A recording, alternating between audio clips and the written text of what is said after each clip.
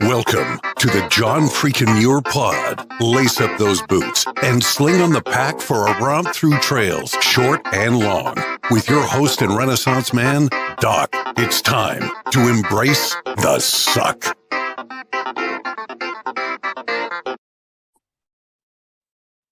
Welcome back to another week on the trail, dirtbags, and hiker trash. I'm Doc, and this is the John Freakin Muir Pod. Let's start off with a reminder. If you are enjoying the podcast, take just a minute, help us out, leave us a review on Apple Podcasts. And if you're not enjoying the pod, well, just go ahead and keep that to yourself. All right, buckle up and put on your helmets because I am talking to one of our favorite guests this week.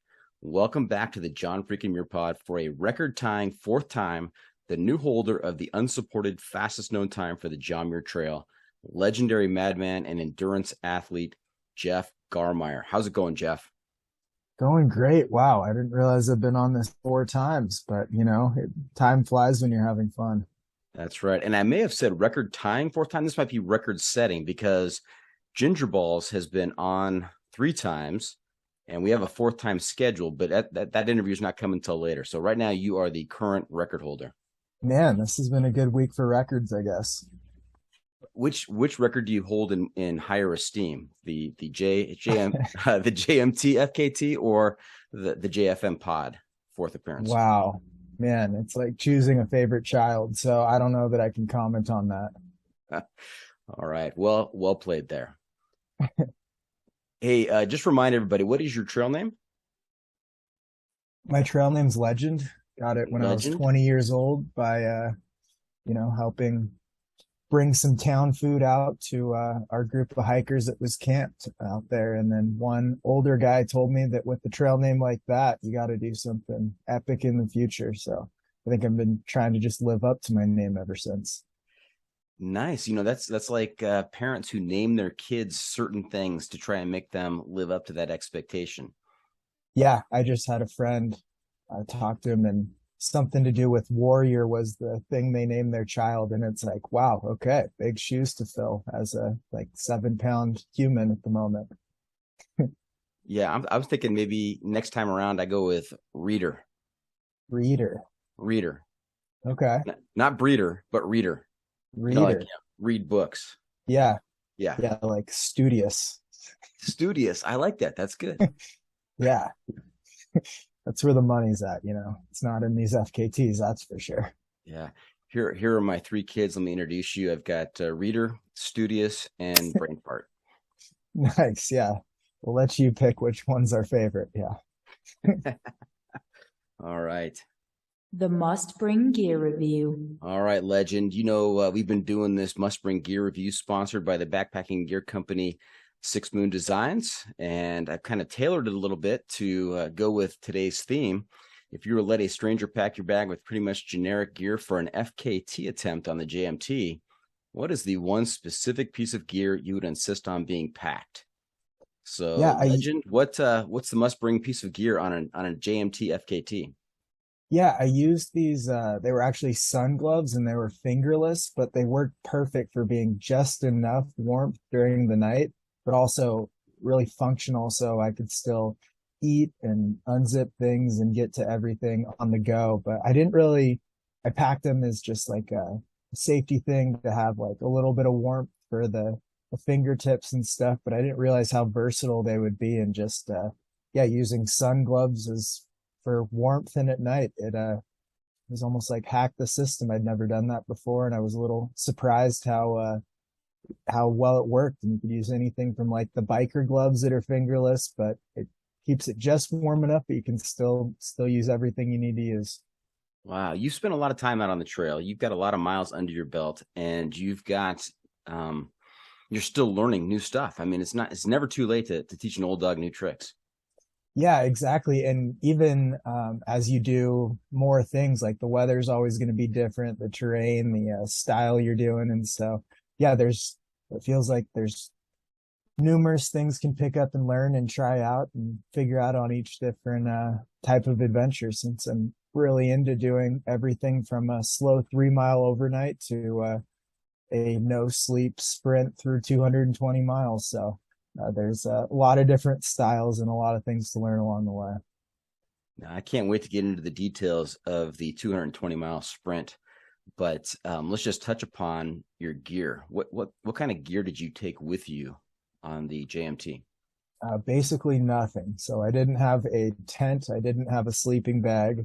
I just had a down jacket, a the lightest weight rain jacket I could find, and then a lightweight pair of pants that were like sweats, and then a change of socks, and that's pretty much it. I had 2 headlamps and a way to charge them, but that's, very, very little clothing and gear. Built for speed right there. Yeah, it was like, leave it all out there. Don't take anything extra. Yeah. And how long ago was this? I finished a week ago, actually, almost exactly a week ago. Okay. And how you feeling these days? Getting better every day. It's hard to cut out 3 days of sleep from your life and feel human. So I'm still working back to that baseline, but slowly getting there.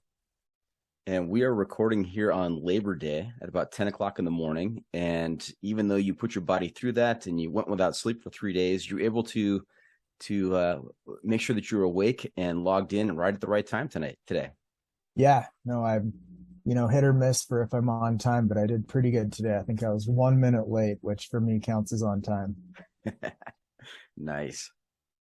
It's the hiking pole. Okay. Now, Legend, you've been on a few times, and we've done various forms of hiking poles with you. We've done the serious hiking pole about, hiking gear and opinions about hiking. So we already know your opinions on that. So we're gonna put that to the side. I think when you were on with Kevin and Gabe, we talked about the Cocodona. We also did a hiking pole with some funny, interesting type questions. And I wanted to catch you off guard, so I have changed those questions up. I've got 7 questions for you that are completely new, completely fresh. Probably could spend an episode or 2 on just these questions, but I want to get your hot take on these, hear the explanation, see where you fall one way or the other, so I can rate you on a scale from 1 to 100 on the sanity scale. You ready for this? Yeah, I don't think on my best day I would hit 100 for sanity level, but we'll see. I usually say that, the long distance hikers, people that have done the AT, the PCT, the CDT, there's an automatic 20-point deduction because, they are a bit crazy. I think someone with the JMT FKT, I think that's like a 40-point deduction. So your highest score today is 60. So I'm going to fail this before even starting. Well, it depends. It depends on your perspective, right? I mean, if you're going for the crazy score, then you're excelling.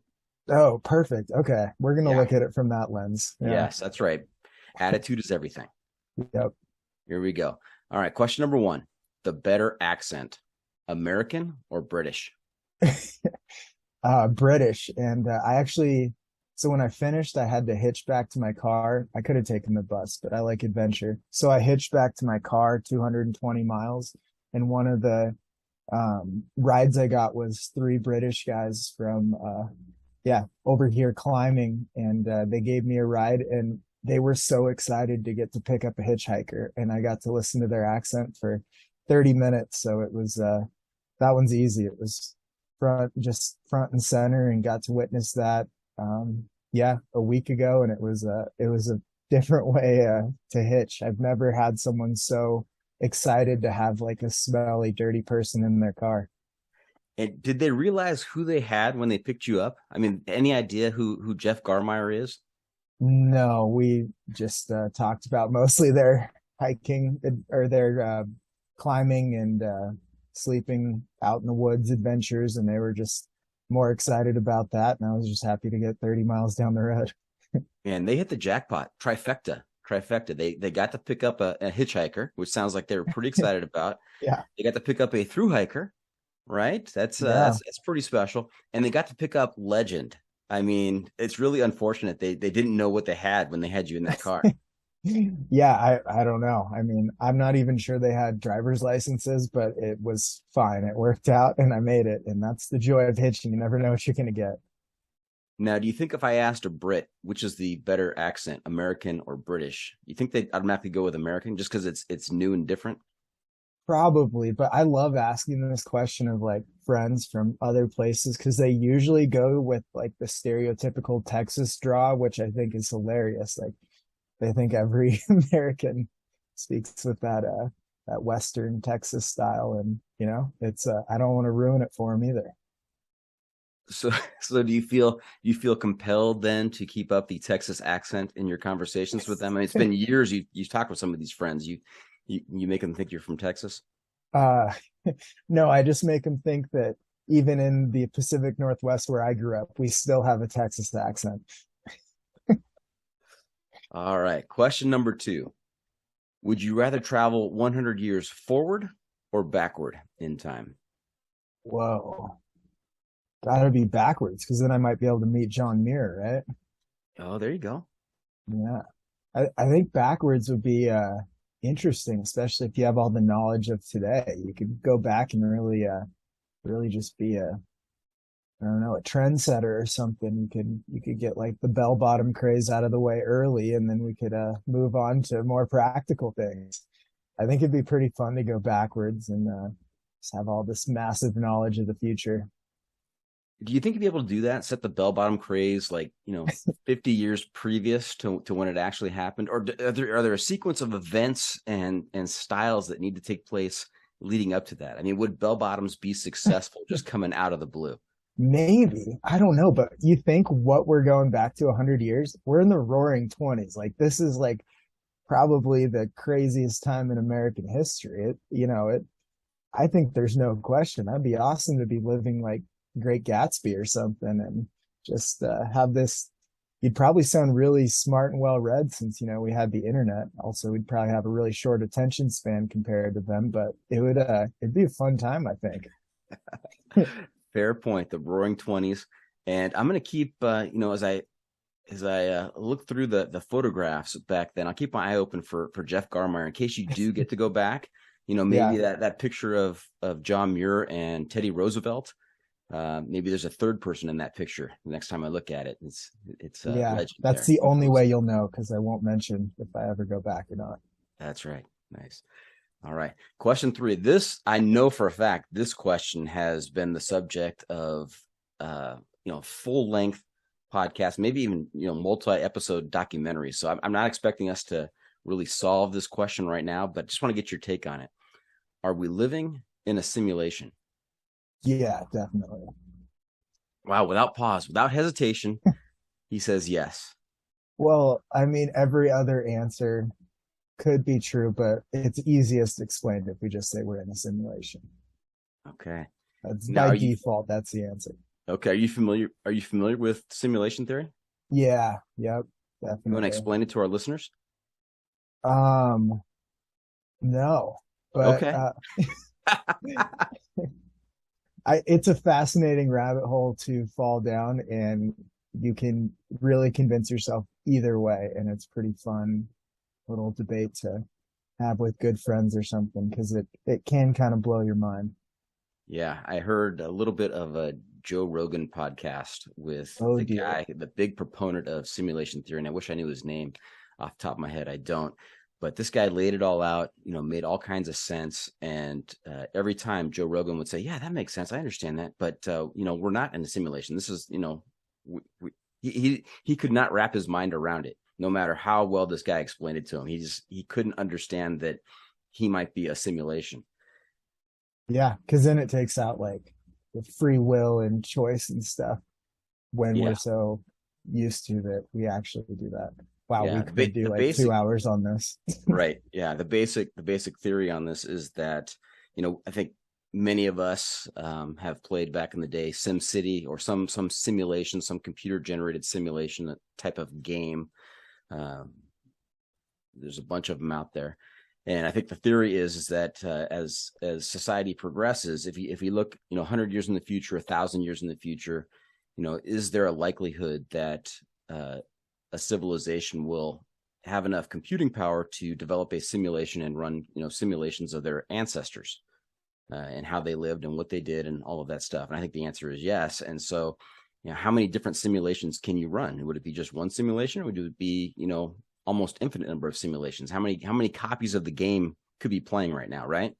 And so if you look at it from that perspective, there is one true reality. So there's one chance, one true reality. This is, one chance that this is the true reality. And then there's almost infinite number of simulations that could be running right now. And we could be one of those simulations. So the chances are greater that we are in a simulation, 900, just say 999,999 out of a million, or there's a 1 in a million chance that we're actually in the, the original reality. And so just by those numbers, the chances are that we're in a simulation. That's what the theory says. Yeah, but if it scares you, don't think about it too much, but it's pretty wild. That's right. That's right. If we are in a simulation, I don't know that it changes anything. I mean, we still got to get up and go to work, or go do FKTs at the JMT, or, whatever else is we're doing. We're still here. Yeah. Yeah. It doesn't change anything, but it sure could change your mind about how you think about everything. Absolutely. All right. Let's go back to the poll here. A little more reasonable question here. Cake or ice cream? Ice cream. Easy. Ice cream's probably top 5 favorite foods. It's one of the best foods out there. All right. Now let me guess your favorite flavor. Just, from our previous discussions, I'm thinking you're probably peanut butter and chocolate. Oh, I'd probably go chocolate chip cookie dough. It's probably the pinnacle. But anything with mint in it is a no-go. Like it's ice cream with mint flavor is just not good. Mint Not chocolate chip, none. Nope. Like if that's a first date and she gets that, it's like, oh man, I guess this isn't going anywhere. Yeah, it's one of those memes. She's a 10, but she ordered mint chocolate chip. Yep, So, that's no-go. exactly it. Yep. I mean, I don't have a lot of requirements, but that's the only one. Okay. So if you take her out on the date and she does not order mint chocolate chip, and it progresses, this plays right into our fifth question of the hiking poll. Should you kiss with your eyes opened or closed? Closed. Yeah. Closed. Yeah. Or you could one eye it, I guess, if you're like worried you're going to run into something. I don't know. Are you guys running while this is happening? What's happening? We could be if it's like mid FKT. You never know. A couple's FKT. No, I think most of the time, most situations, you gotta go closed. Okay, and why is that? You gotta imagine. Are you thinking of something else, or you think of thinking of someone else? Yeah, exactly. You're thinking. You're thinking of your ideal scenario, just in a field of wildflowers, and taking yourself out of a dark alley you're in or whatever. So yeah, I don't know why, but it just seems like that's the thought. The immediate reaction is they end up closed. Maybe you're resting your eyes too for later. So I don't know. Okay. Question number 6 is the client always right? Oh, no. But probably 99 times out of 100 they are, but you got to leave a little wiggle room. There's got to be that one time you say, sir, no, we are not going to do that. That is not appropriate.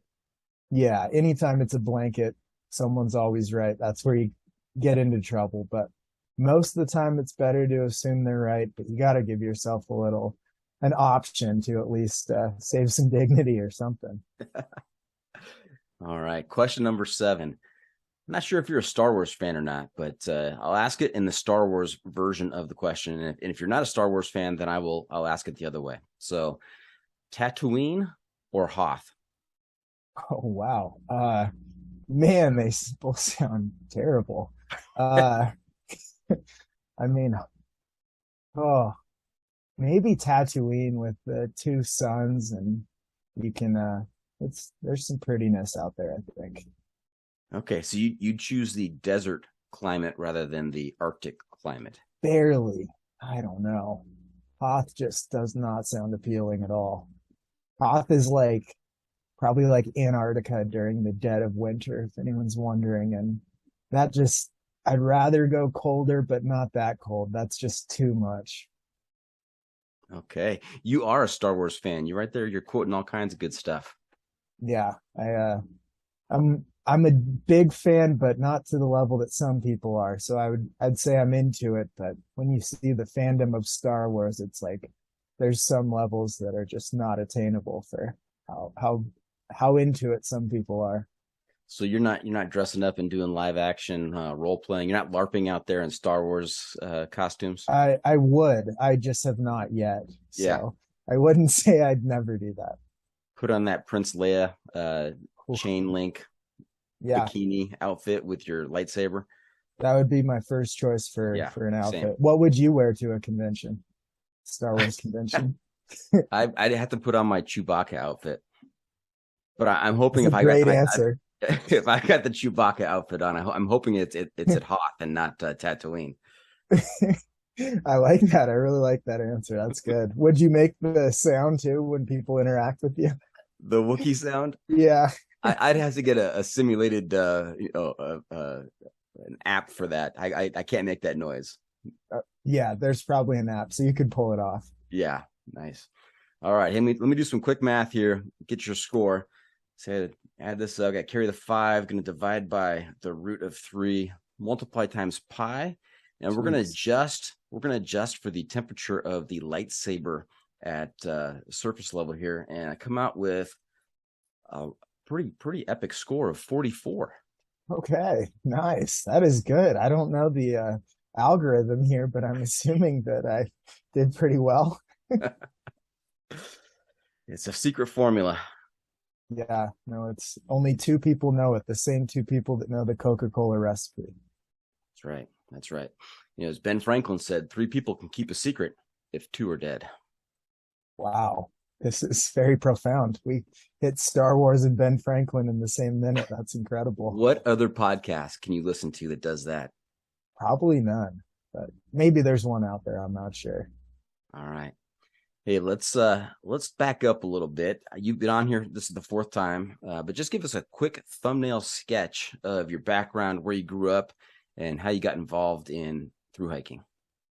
Yeah, I was born in Portland, Oregon, in the Northwest. Grew up in a suburb in Vancouver, Washington, just across the river there, and really was introduced to the outdoors through fishing and going on backpacking trips where our packs weighed about 70 pounds and we'd carry in a rubber raft, a spare pair of shoes, 2 pairs of jeans, and anything you might need just 3 miles from the car. So that was a very normal way to backpack in the 90s and early 2000s. And then when I was about 15, met 2 thru hikers of the Pacific Crest Trail, or maybe 3 of them, a few thru hikers, and it was just a cool concept to me. Didn't think too much of it, but we fed them and did what would be considered trail magic.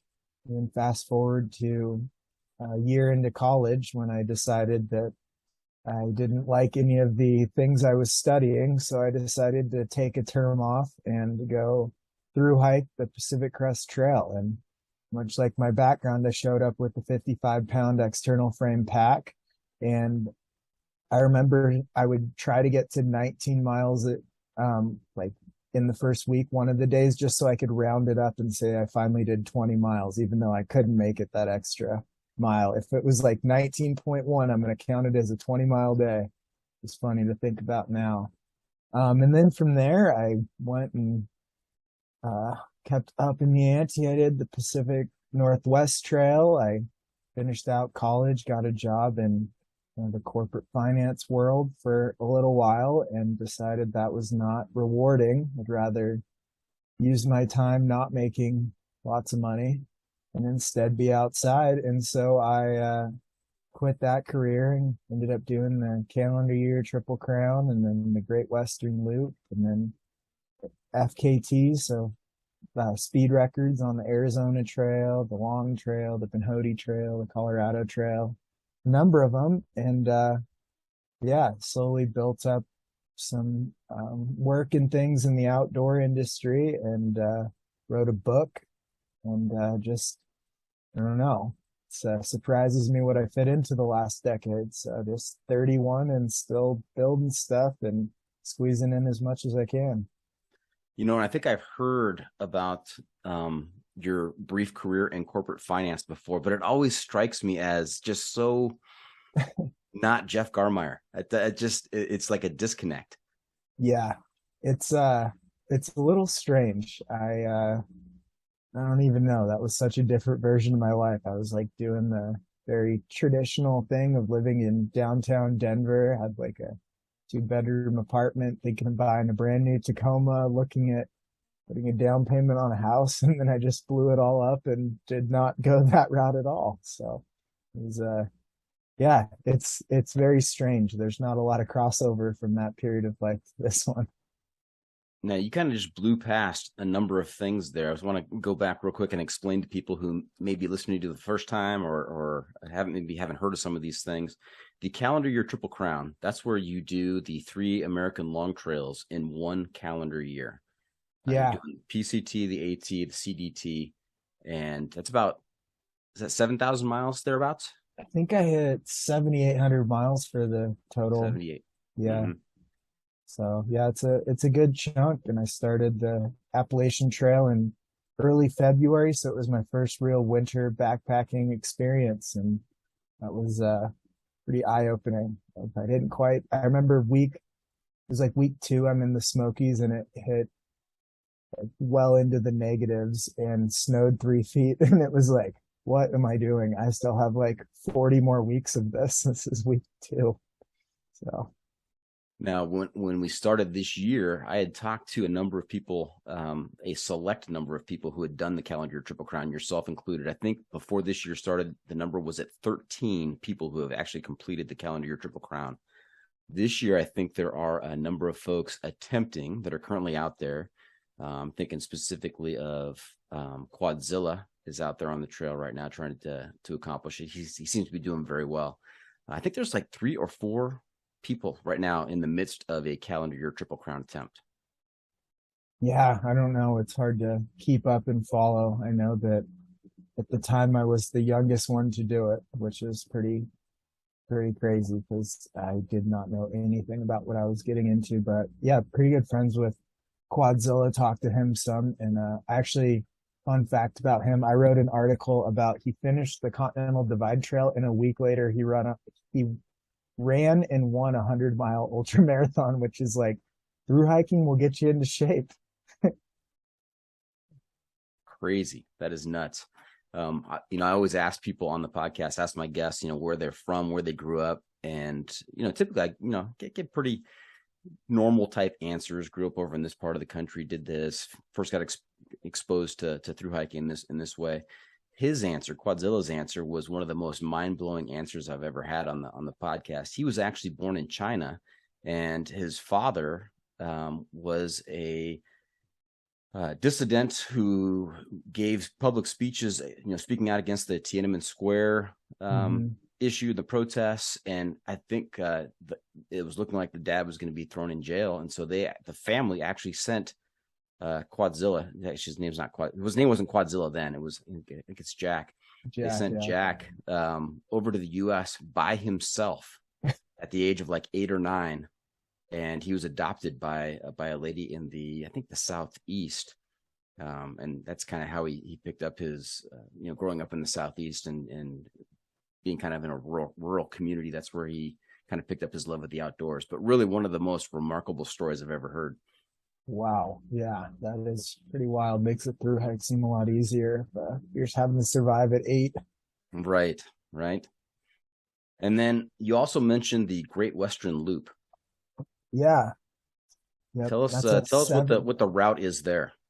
Yeah, it's a 7,000-mile loop around the west where you follow the Pacific Crest Trail north and connect it to the Pacific Northwest Trail, which you take 700 miles east to the Continental Divide Trail, and you take that south all the way to the Grand Enchantment Trail right around Doc Campbell's, and then from there you follow the very rural and rugged Grand Enchantment Trail to the Arizona Trail, which you take to the Grand Canyon, and then from the Grand Canyon to the Pacific Crest Trail you have to draw your own route across the desert, and the route I took involved 70 miles of waterless hiking across the desert. So it was the biggest water carry I've ever done. That is nuts. Now, when I just read something recently where there are only 5 people that have completed this trail. I'm not sure. I know that I was the second one, and I think I heard of one other person that did it. But yeah, it's hard to keep track of all these things. But yeah, not a lot of people have done that. Yeah, I've got a future guest coming on, and I know that just from my correspondence back and forth with the guest, he said that he was the 5th person to do it. So be interesting to talk to him. Yeah, it's a wild one because you get to combine so many different trails and styles of trails, and then like you're gonna hit all kinds of weather too, early season, late season. I think that's my favorite one because you connect. Your footsteps are connected for 7,000 miles, so it's a really cool. It's about as long as you could do in a hiking season and also in a straight trail that's connected. Yeah, can we find that on your Strava feed? I don't think so. I think watch technology is good, but I don't think a battery would last that long. And if we're talking about the Great Western Loop, we also have to talk about my favorite story from that experience, and that is that's Jeff and the moose antlers. Yeah. I know I came around a corner near Steamboat Springs, Colorado, and there were some antlers laying on the ground, and I was really excited because they were like moose sheds, and I was thinking like maybe I'll even mail these home or something. And then closer I got, I realized they were attached to very, very live moose animals, and one of them got up and charged at me. So I dove in the bushes, and I read that moose are not very bright and have bad memories, and bad eyesight. So I hid behind a tree, and eventually the moose kind of forgot what he was doing and ambled back and sat right back down where he was. But it got the adrenaline flowing of having a 1,000-pound animal put the same antlers you'd wanted to pick up a few minutes ago just down on the ground and try to run right at you. So is that the strategy? You know, we've talked about, you know, what to do when you encounter a bear, what to do when you encounter in Florida, you know, an alligator. Is the strategy with a moose to just kind of hide until it forgets about you? I think the main strategy is as it's charging, and you're running away from it or whatever, you want to weave because they're not super agile, and then hiding behind a tree or something, avoiding eye contact. If they can't see you, they get pretty confused. Yeah, people have described me like that. You know, you just give him time; he'll forget about it. He's confused. He can't see you; he doesn't remember you. That's right.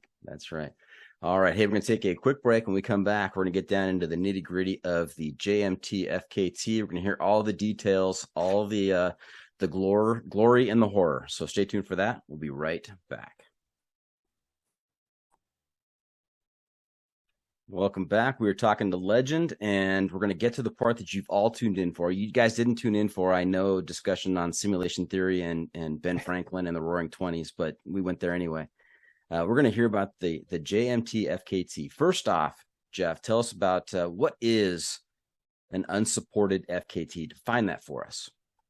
Yeah, it means you start a route, and from that start to the time you finish that route, you cannot take any external aid. The only thing you can take is natural water sources or water from natural sources. And it goes so far as you have to carry out all your trash and everything too. Even if you happen upon a dumpster, you have to keep carrying your trash. So basically you are just self-contained from the start to the finish, and everything you start with, you got to finish with. Okay. Now, a supported FKT, you'd be able to violate some of those or do it a little bit differently than the unsupported. Supported, you could have people providing you food at different stops, or you could dump your trash earlier.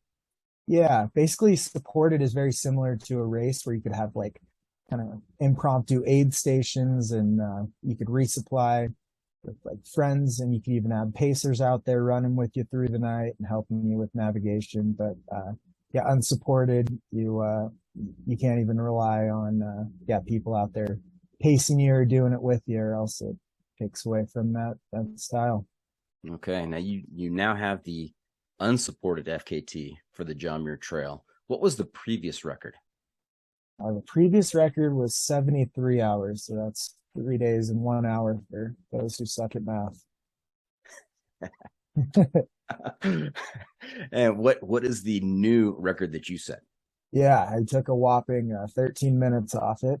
And so the new record is 3 days and 47 minutes. So 72 hours and 47 minutes for those who are good at math. Wow, that's cutting it close. Yeah, the last 8 miles were a headache because I'd done every step of the entire route multiple times before, but never that last 8 miles. And it seemed, I believe it was still longer than 8 miles, and it took forever. And if anyone's done that Whitney Portal Trail, it's just terrible. You can see the parking lot for like an hour before you get there. And when you're looking at your watch and it's ticking down to getting close, it is not the greatest feeling. Yeah, I've said before that trail from Trail Crest down to the portal is one of the worst trails ever. There's not a clean footstep to be found anywhere. You got to watch every single step. There's all kinds of rocks and uneven surfaces. It is a total pain. And then, yeah, you're right. You see the parking lot way in advance, which always is so discouraging because you're like, I'm almost there, but you just keep going and going and going. Yeah. And they say there's 99 switchbacks. There's probably more because 99 sounds like a made up number. So it's some of the switchbacks too are long and you lose like 10 feet. So they're just pointless. And yeah, I don't have, for the state of mind I was in doing that, I have no good things to say about that. I'd rather do 2 extra weeks and start from the Mexican border than have to start at Whitney Portal for climbing Whitney in the future. There you go. It's a pro tip right there. Yeah, pro tip. Yep.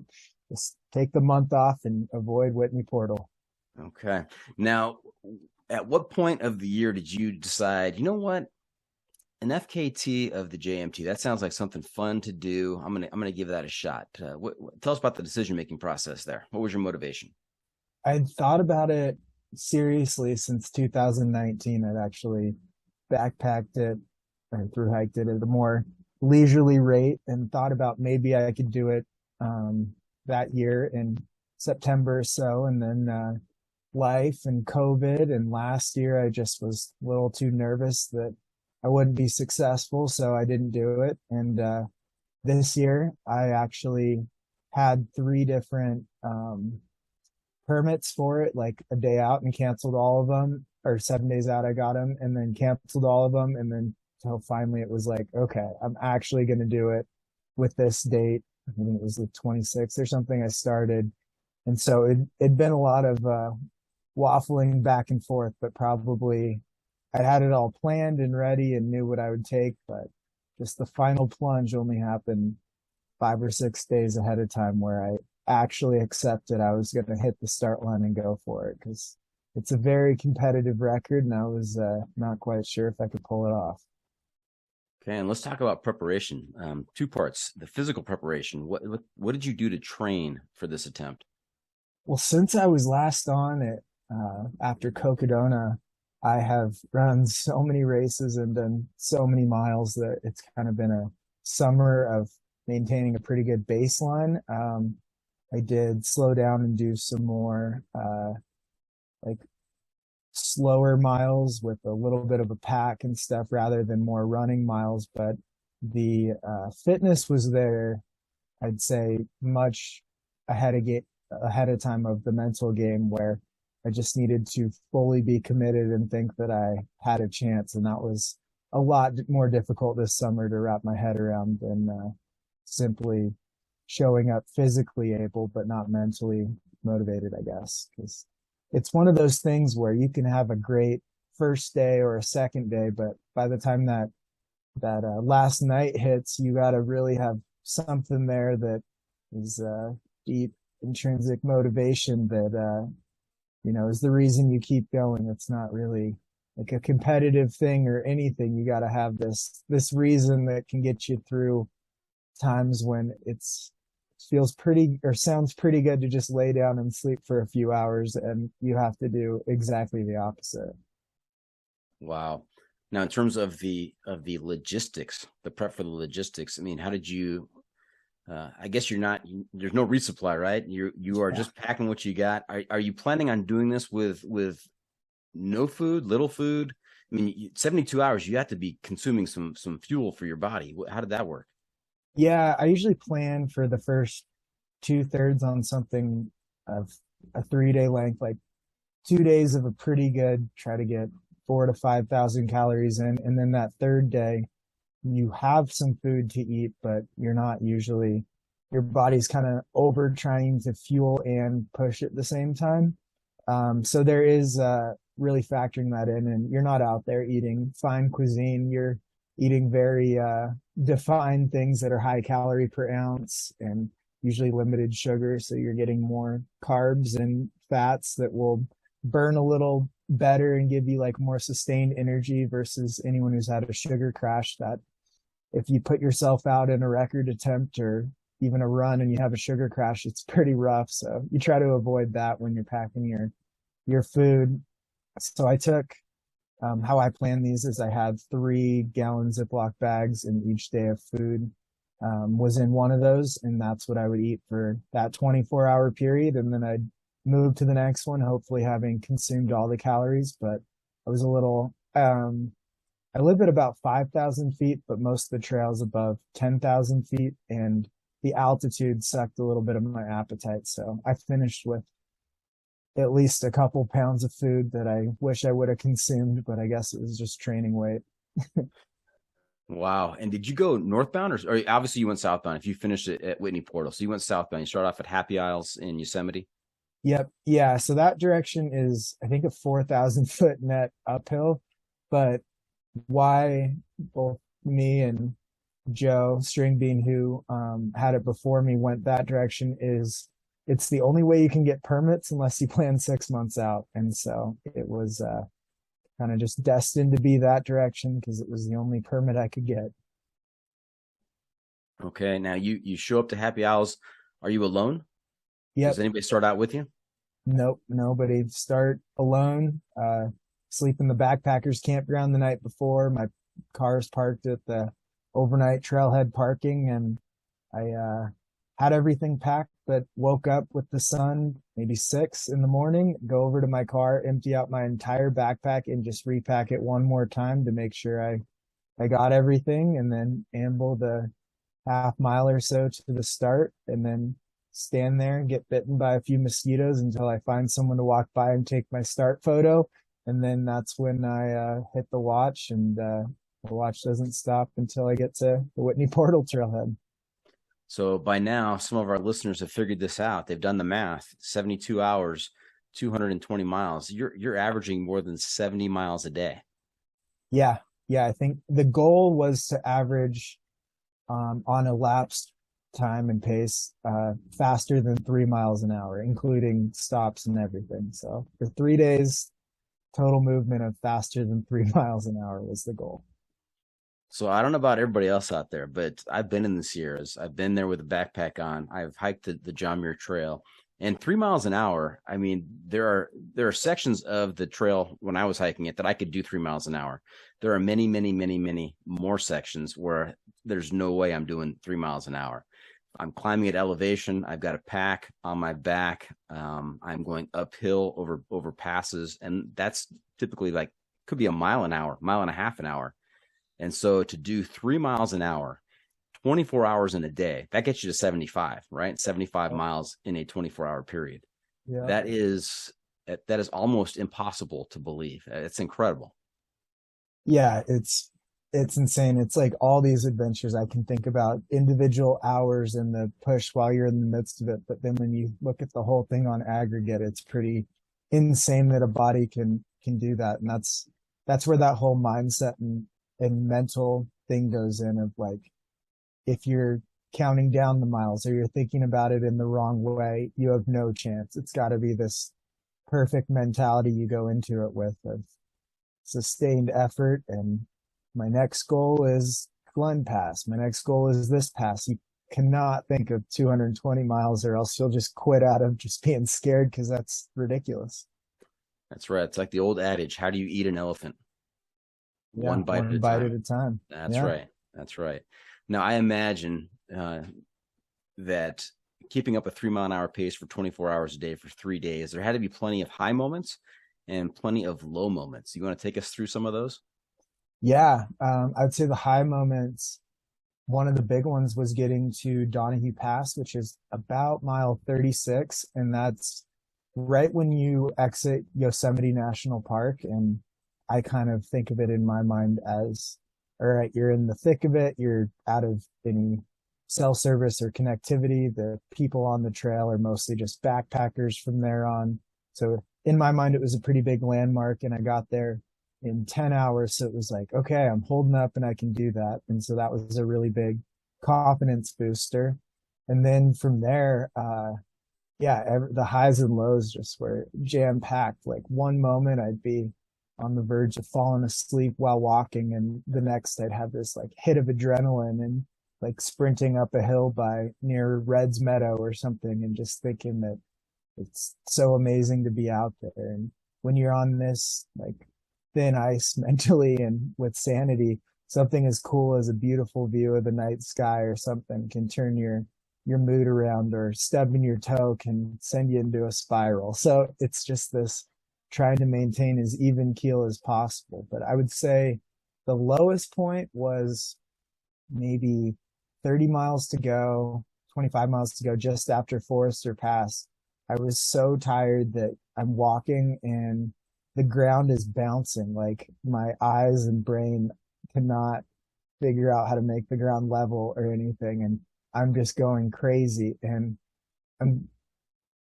I have a good pace. Like I have a good shot at the record, but it's like, if I don't take a 10 or 12-minute nap, like I don't think I can mentally or anything even make it to the end. So that was a really scary decision of like, let's just sleep and try to reset the body. And then woke up and shot out of a cannon. It was like adrenaline like crazy. But leading into that decision to sleep, I woke up on the ground at one point because I'd fallen asleep while doing a little hobble jog down the like near Tyndall Creek or something. And I just woke up on the sandy or gravelly ground, and it was like, oh dear, this is not good. I have a long ways to go and I can't even stay awake while running.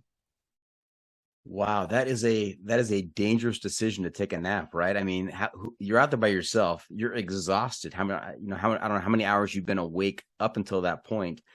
How do you ensure that you're going to get up in 10 minutes? Because if it were me, I close my eyes, I wake up 2 days later. Yeah, I mean, the timer app on my phone was what I used continually, probably the most used app. But yeah, it is scary. And then trying to weigh rationally when you're so depleted and irrational, like I think I have to decide to sleep now, or else I'm not going to be able to finish this thing. That was I probably took 10 minutes of trying to make that decision. And it was like, I think it'll make me 10 minutes faster overall, but it's risky. I think there's a number of risky things you're deciding in those situations. Right. Now, was it you that I was talking to, Jeff, or was it another Barkley competitor that took a nap and it went way longer than expected, and that kind of ended? It was not me. No, it was not. Okay, somebody else I was talking to. It might have been Wardian or somebody else. I think they decided to just close their eyes for a second. They woke up like 4 hours later, which was problematic in that environment. Yeah, I think the sleep and the nap and everything is my one elite skill set. So that's what helps with a lot of these. And as I say, like I'm not the greatest sleeper in real life, but the 3 or 4 times a year I get to use this really good ability at operating under sleep deprivation. That's when it comes in handy. Your parents should have named you Napper. Yeah, right? They could have manifested a little better napping. Now, you mentioned something earlier that caught my attention, and you talked about getting to Donahue in 10 hours, and that was kind of a good sign to you. Did you kind of have it mapped out in terms of checkpoints and timing that you knew that you were on pace? Yeah, that first day I wanted to hit. The goal was Donahue in 10 hours, but like not any faster. I didn't want to go too fast that early on. So it was really cool to just nail the pacing.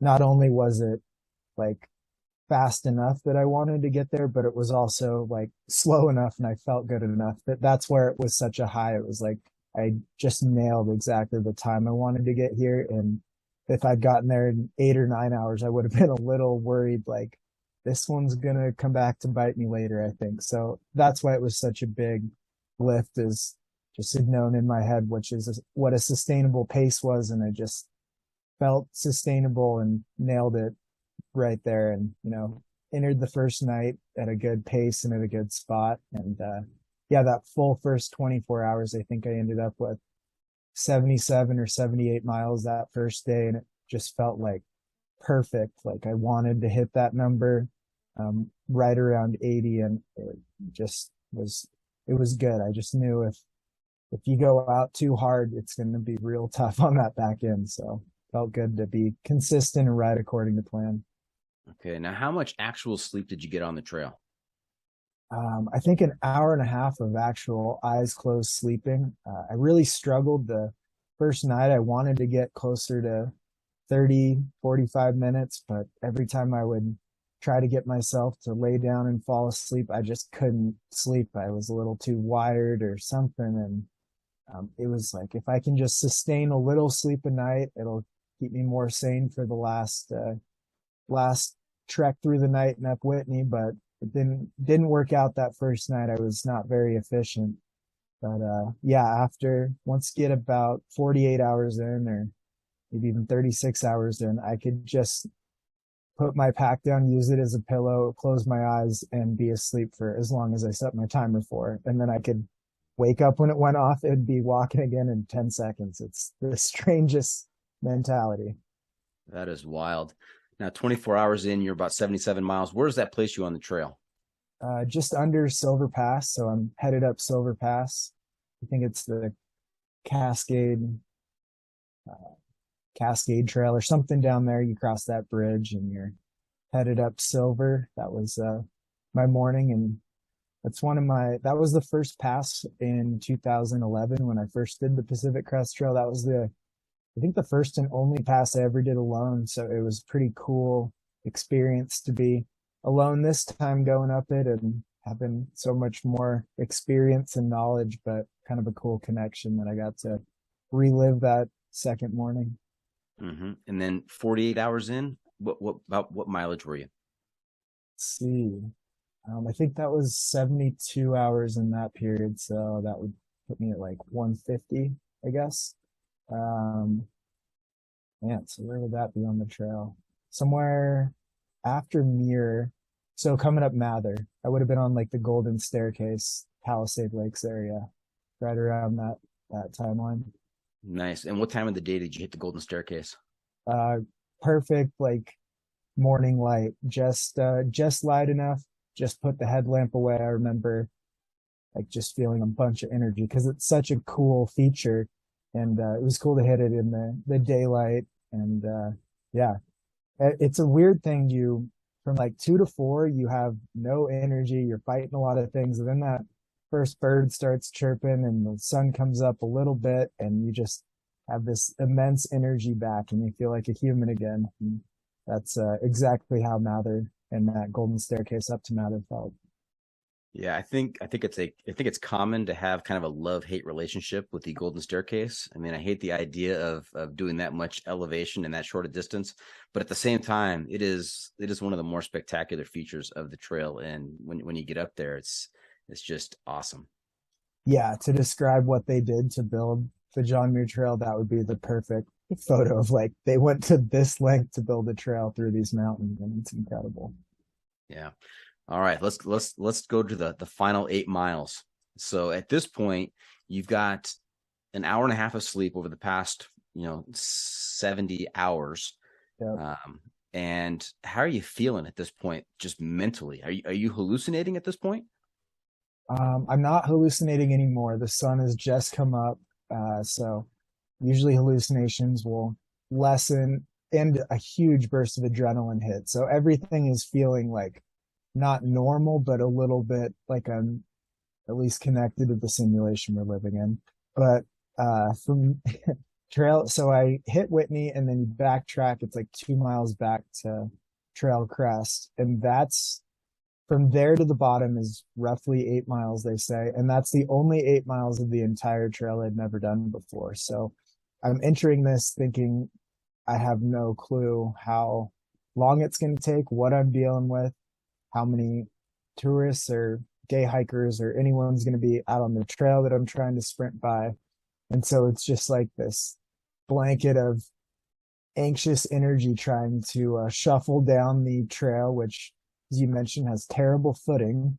And that's basically how the next 2 hours went. Like, I don't know when this ends, but I know I have to cover this as fast as I can and hope that, it's enough. And I thought I might break the record by 30 or 40 minutes, but that trail just kept going and was way slower than I expected.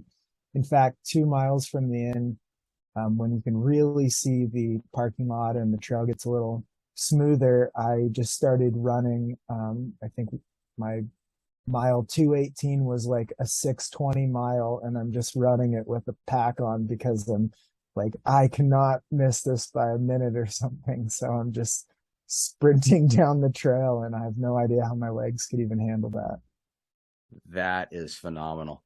Now, did you experience what almost every other hiker experiences on the way down from Trail Crest down to Whitney Portal, and that is the ranger who shows up and wants to check your permit?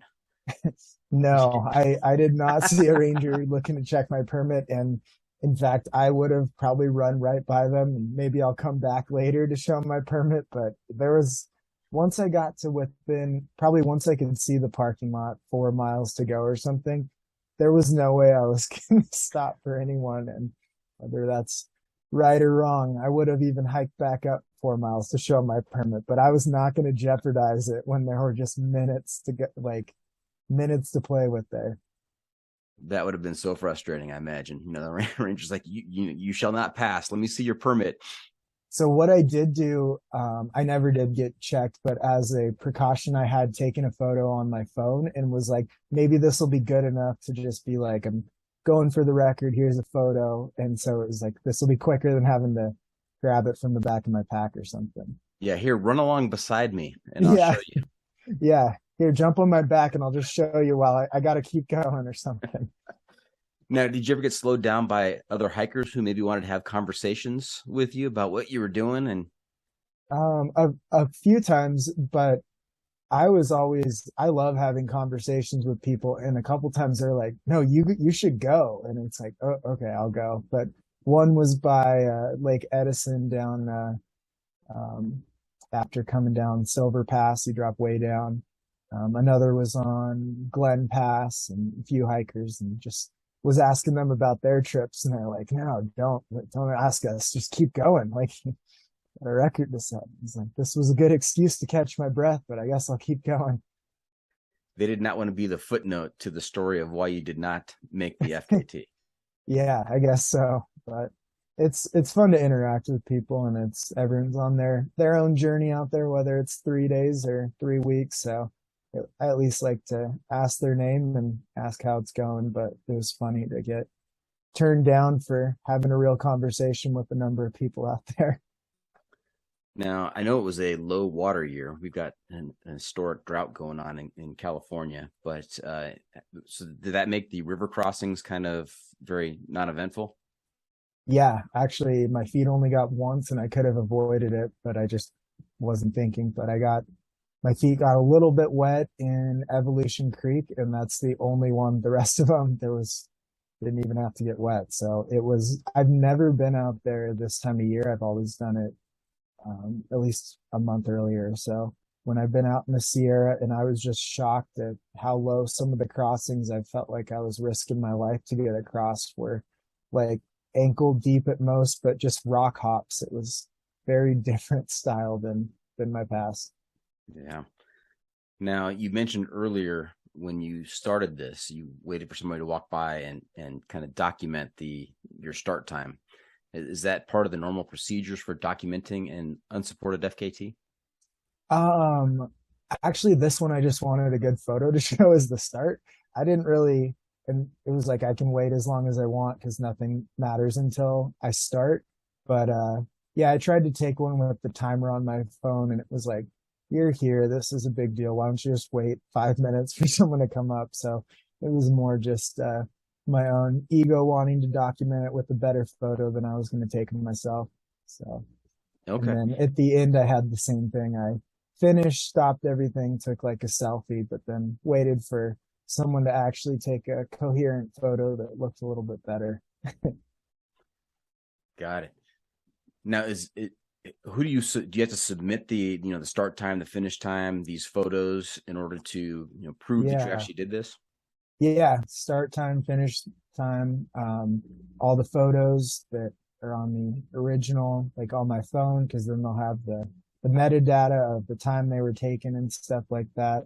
And then I also track the whole thing on my watch, and then had some live tracking and stuff too. So yeah, with the more competitive ones, especially, the key is you want more evidence, the better. And yeah, I think that, yeah, you just try to capture as much as you can, and you write up your report too, and everything matches up, and that's kind of how they can verify it. But the GPS watches, compared to when I started these, really add a lot, is being able to match up, like, he was here, he was at Forester at this time, according to the file, and that's also when the photo was taken. It's like, boom, makes sense. So helps a lot with the GPS stuff. And that's actually on Strava if anyone wants to nerd out on some data. So you have that on Strava, but not the Great Western Loop. I don't understand. No, yeah, I couldn't quite pull off 7,000 mile route. That would be amazing if I could keep it tracking for the 7,000 miles. Well, 72 hours, 47 minutes. Congratulations. That's legendary. It took a while, but you are finally living up to your name. Thanks. No, I'm going to ignore that because, I want to keep striving for more. I don't want to just rest now that I'm getting close to living up to it. I'll just always pretend there's more work to do. Now, this is typically the point where I'd ask you what's next for Legend, but I'm going to tell you what's next because you mentioned it earlier that you're in great shape right now. I mean, you've now got some real experience in staying awake and reaching your endpoint destination after 72 hours. I think this is perfect warm up, perfect training for the Barkleys.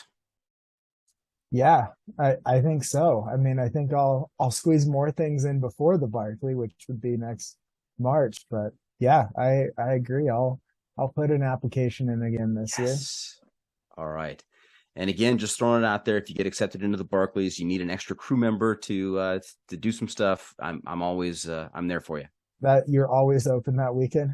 Always open. I'll make it happen. Okay, cool. What are you going to be doing between now and the Barkley? Well, in 12 days, I'm running a 100-miler, so no big deal. I've got a full week of rest, and I'm ready to jump back in and do something more. And then, looking at maybe an FKT or something the rest of the year, but just keep the good fitness going, and yeah, we'll see.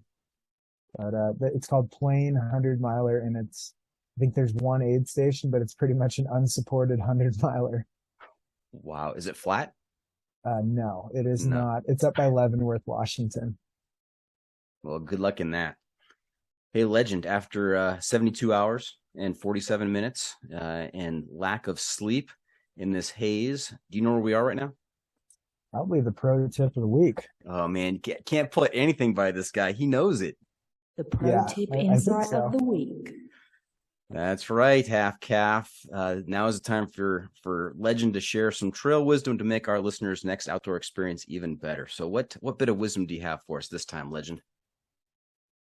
Oh man, I think let's just go with where I was just at. I think that I think a lot of people take these great photos of natural things and stuff, but the pro tip and what I've loved doing in the last decade plus is you want photos of yourself in those places. That's what make them unique and stuff. And so whether it's asking someone to grab your photo or having a small tripod or something, that's that part that there's probably 10 million photos of Yosemite, but there's only going to be one of you in Yosemite. So I think it's really cool to just plan and make sure you're getting yourself in those photos, because at that point, just Google a better photographer who took the same exact photo. So focus on capturing your experience, not just what Half Dome looks like, because it's special, but it's a lot more special if you can show your grandma it's your face in that photo. So that's been a cool thing to look back on, just in making the point to, even on the longest or the quickest FKT, or when it's cutting it close by 13 minutes, trying to get a few photos with myself, and it makes it feel a little bit more special. Well said. All right, there you have it. That's it. This episode is just about in the books. Hope our listeners enjoyed our time with Legend. I want to thank him for joining us this week. Jeff, how can our listeners keep up with you on social media, and where can they find updates on your latest adventures? Yeah, there's a number of ways. Mostly you can find everything through freeoutside.com, but on Instagram, it's The Free Outside. Twitter's Jeff Garmeyer. There's a Free Outside YouTube channel, Free Outside Facebook page. Pretty much my brand, and also the title of my book. So you can find that. There's also, I do some substitute teaching. So there's some good TikTok content on that, where you can see a very different side of me that's pretty fun. But yeah, it's pretty approachable and stuff. So if you have questions, shoot me an email, and then remind me about that email like a week later, because sometimes they get lost in the shuffle. So just like those three Brits that picked you up in the car as you were hitchhiking, I wonder if the schools and the classes, if they know exactly who they have with them on that day you're subbing. Well, one day I was doing a 5th grade class and they found my YouTube channel. So that was pretty hilarious. The second half of the day, there was no paying attention. They were just like trying to subtly watch YouTube videos. And so the kids are a lot more intuitive and able to find stuff than the other teachers, it seems. But that was a pretty funny moment there. That sounds about right. Blew their mind. Yeah. And I also saw something new. I think it's new. Backpacking routes. Is that a new thing you got going? Yeah, I've been doing that. Started that in the pandemic, so it's a couple years old. But that is just add route. So it's the John Muir Trail's on there. A number, like anything from the Arizona Trail to something more obscure like the Sawtooth Wilderness Loop. It's just a lot of backpacking options that might be close to where you live, and then all the resources to do them. And the genesis and the goal with that was there's a lot more routes out there that just there's not good info, and it's hard to find, and you don't need to have to fly from New Hampshire to Reno to do the John Muir Trail, because you probably have something epic in your backyard. So it's a good way to figure that out and just plan some adventures. Okay. And where can we find that information? Backpackingroutes.com. Got it. All right. So remember to check out the JFM pod on social media as well. We're on Facebook, YouTube, Instagram, Twitter, and TikTok. And if you have comments or clips you want to share, you can send it to me at johnfreakinmuir@gmail.com. The Adventure Media Recommendation. All right, Jeff, I know this is one of your favorite parts. We're also looking to you to share a recommendation for some kind of outdoor adventure media to keep our listeners connected to the trail.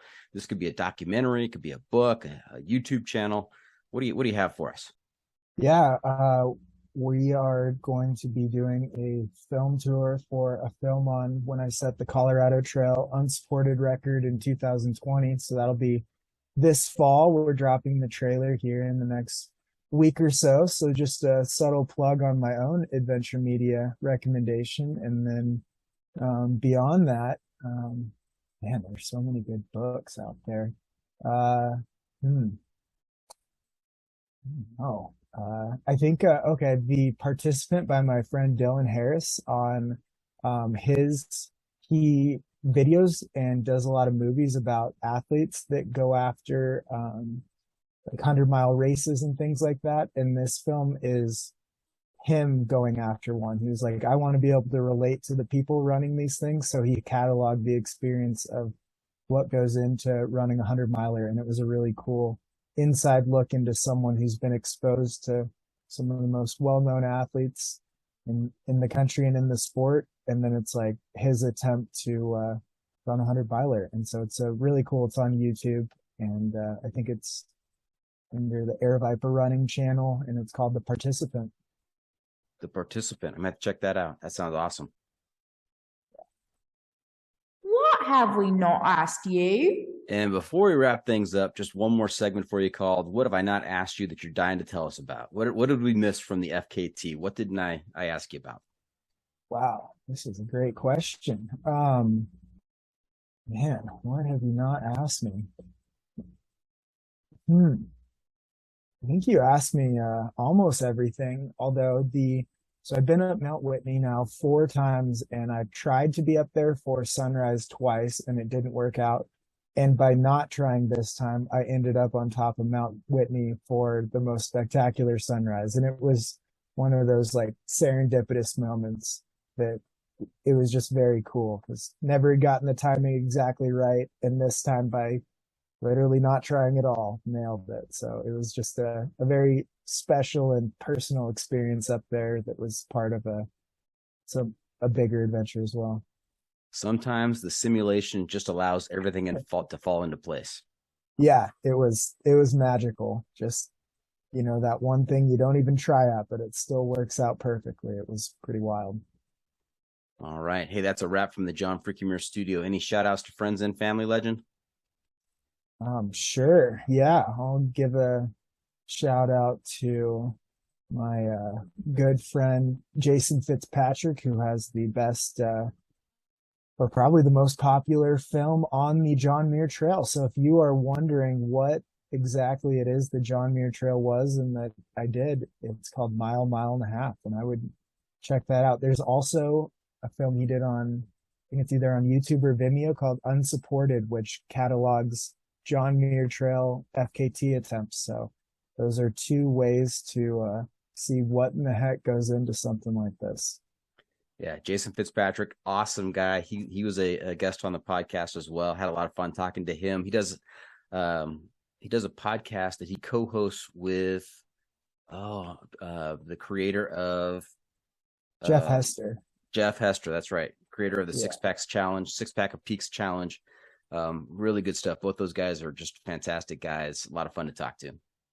Yep, absolutely. Check out their podcast too. They have a lot of cool guests spanning a lot of different niches. Yep. All right. Well, hey, thank you for tuning in. Always remember, the trail is the trail. It doesn't care if you want to go downhill. It doesn't care if it's almost dark and you're looking for a campsite. It doesn't even care if you've had the parking lot in sight for an hour and it seems like you're never going to get there. The trail is the trail. Embrace the suck.